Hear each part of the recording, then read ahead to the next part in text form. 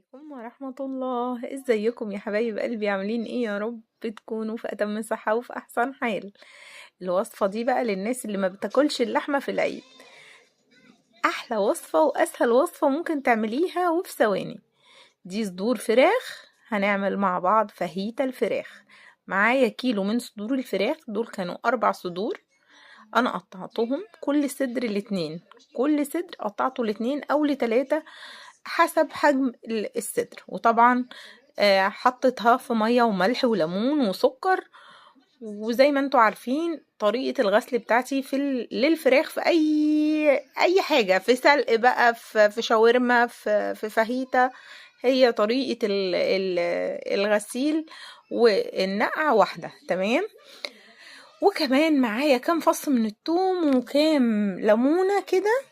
تمام. ونص كوباية من الزيت، ومعايا فلفل ملون احمر واصفر واخضر، وكمان قرن فلفل سبايسي. هنبدأ بقى نتبل بالتوابل الجميلة بتاعتنا دي. معايا كمون كمون كمون كمون وتوابل فراخ، ومعايا ملح، ومعايا معلقة صغيرة من الشطة. هنقلب بقى كل المكونات القمر بتاعتنا دي كده مع بعض.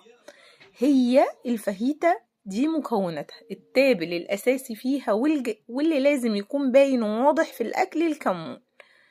تمام. ومعايا مشروم، والمشروم هنا براحتك خالص، اختياري مش إجباري في الوصفة.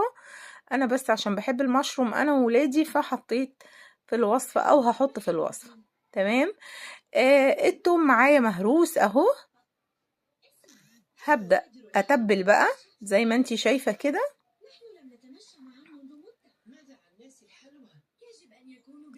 وهبدأ أعصر بقى الليمون بتاعي، نزلت بالثوم وهبدأ بقى أعصر الليمون كده زي ما انتي شايفة، واحدة واحدة كده.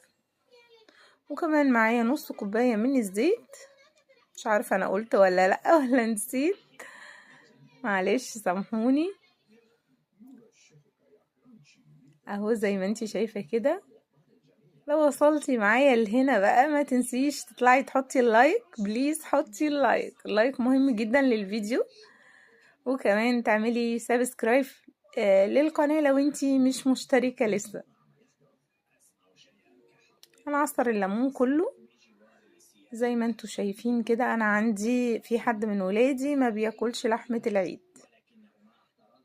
تمام. فعشان كده بقى عملنا الوصفة الجميلة دي. هبدأ انزل بقى بنص كوباية الزيت دي زيت زيتون.